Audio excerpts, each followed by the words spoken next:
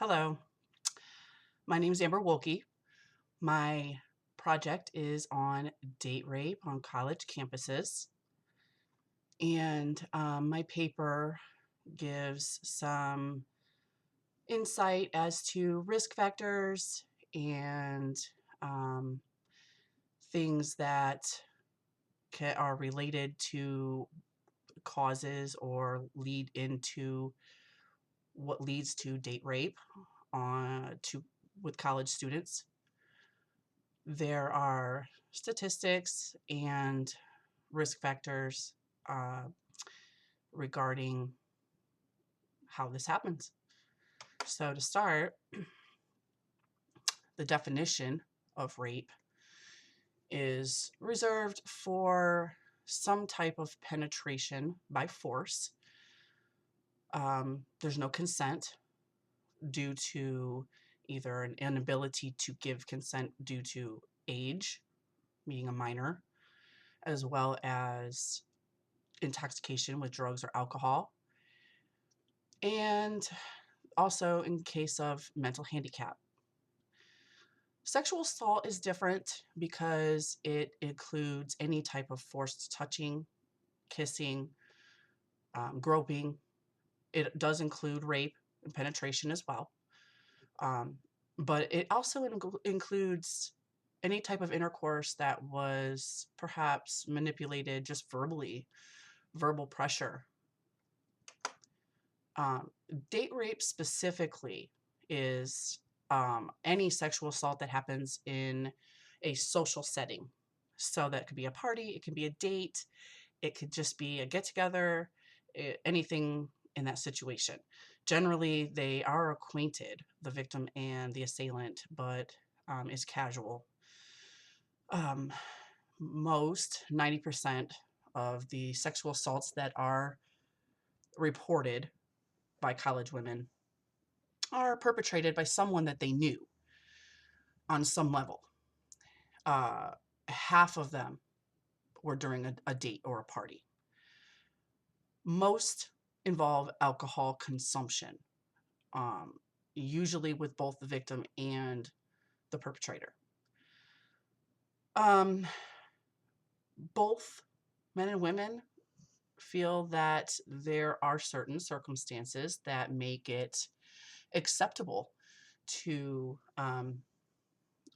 commit sexual assault. And generally, it's when perhaps a woman led a man on, or they feel that they were led on, or perhaps it's when they're already involved in a relationship, or if she made the first move and then backed out, things like that.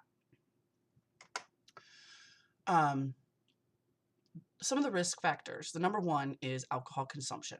50% of college campus sexual assaults are associated with alcohol use. Now, that isn't causation, it's just related. Um, we'll talk about more of that later.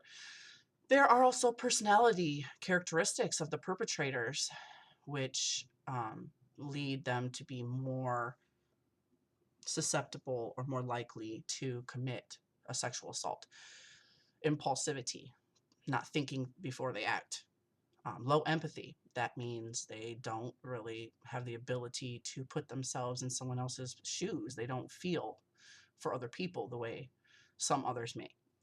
Past experiences of the assailant include sexual abuse of some sort as a child, makes them more likely to commit these types of crimes, and delinquency are related to later sexual assault in life. But the environment of the college itself, the peer environment, if the students enrolled at that certain particular school encourage heavy drinking, they believe that being intoxicated gives them a justification or a reason to act as they normally would not, then it's more likely to occur on that campus. Um, Gender role beliefs are a huge factor in this. because we believe that men should act a certain way and women should act a certain way, and that leads them to continue acting that way, whether they're intoxicated or not intoxicated, and in sexual situations. So, men are encouraged to be forceful and dominant. That leads them to say, no, that doesn't mean no. I mean, no means convince me, talk me into it, um, whatever it may be. They are encouraged to always be the gender interested in sex, and they interpret refusal as a way to try harder. You know, if at first you don't succeed, kind of mentality, and persistent. So they are also expected to initiate sex. So when they do, and women shut them down, sometimes they think that that's just the cat and mouse game. The gender norms for women is that they are afraid to be too interested in sex, that they may be labeled promiscuous, they may be labeled fast, easy, all those words. There are lots more four-letter words. Um, they are expected to be responsible for setting limits on what is acceptable during sexual activities and encounters. And they are kind of seen as the gatekeeper, um, to decide who may enter, you know. So um, when that happens, it's like you lock the door on somebody, they decide they want to kick it down.